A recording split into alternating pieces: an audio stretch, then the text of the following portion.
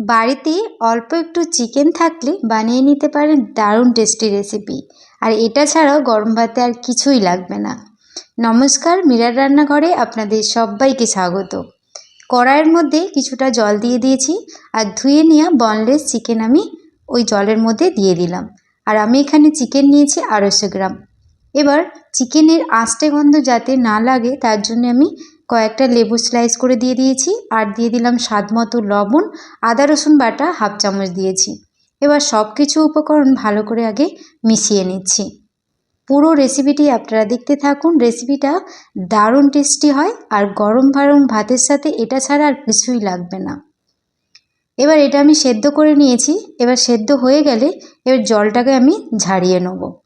গ্যাসের মধ্যে আরেকটা কড়াই বসিয়েছি, দিয়ে দিলাম পরিমাণ মতো তেল আর তেলটা গরম হতে দেবো।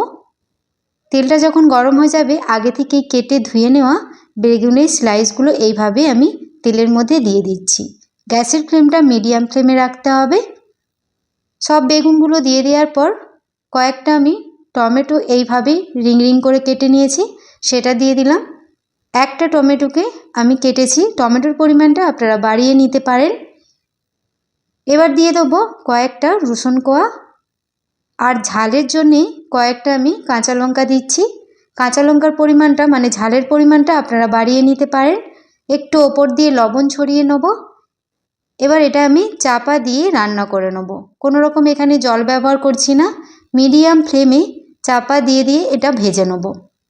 আমার চ্যানেলে আপনি যদি নতুন হয়ে থাকেন প্লিজ আমার চ্যানেলটি সাবস্ক্রাইব করবেন, পাশে থাকা বেল আইকনটা পুশ করে দেবেন আমার নতুন ভিডিও পাওয়ার জন্যে। ফেসবুক পেজ থেকে যদি আপনারা দেখে থাকেন প্লিজ প্লিজ আমার ফেসবুক পেজটা ফলো করে পাশে থাকবেন।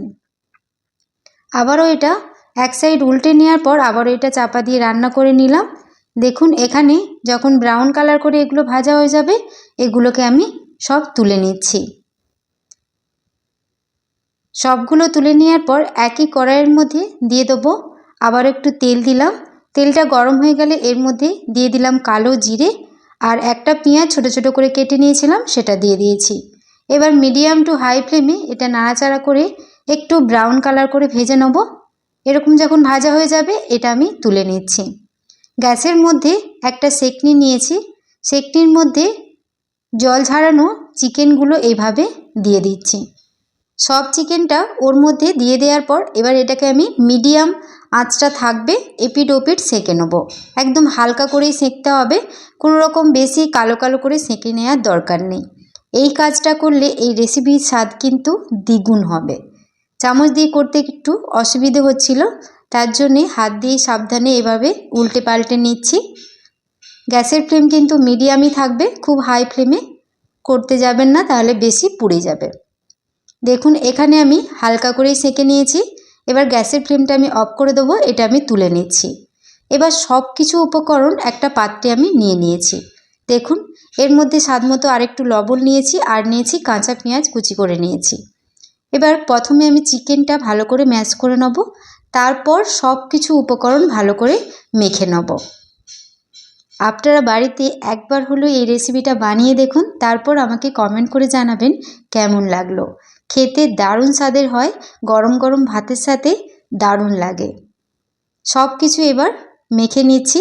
এবার এর মধ্যে সব কিছু মেখে নেওয়ার পর এর মধ্যে একটু দিয়ে দেবো ধনেপাতা কুচি আর দিয়ে দিচ্ছি একটু লেবুর রস।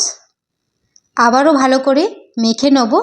এখানে আমি সর্ষের তেল আর শুকনো একটা মানে দুটো শুকনো লঙ্কা পুড়িয়ে নিয়েছি, সেটা দিতে মনে ছিল না, একসাথে আপনারা দিয়ে মেখে নিতে পারেন। দুটো আমি শুকনো লঙ্কাকে পুড়িয়ে নিয়েছি আর 1 চামচের মতো সর্ষের তেল দিয়েছি, দিয়ে ভালো করে মেখে নিলেই কিন্তু রেডি। এই রেসিপিটা গরম ভাতে আপনারা খেতে পারেন বা এমনিও এই রেসিপিটা খেতে দারুণ লাগে। আজকের এই রেসিপিটি আপনাদের কেমন লাগলো অবশ্যই কমেন্ট করে জানাবেন। রেসিপিটি ভালো লেগে থাকলে প্লিজ একটি লাইক কমেন্ট শেয়ার করে দেবেন। দেখুন কত সুন্দর হয়েছে, খেতেও দারুণ লাগে। আজকের মতো রেসিপিটি এ পর্যন্তই। সবাই ভালো থাকবেন, ধন্যবাদ।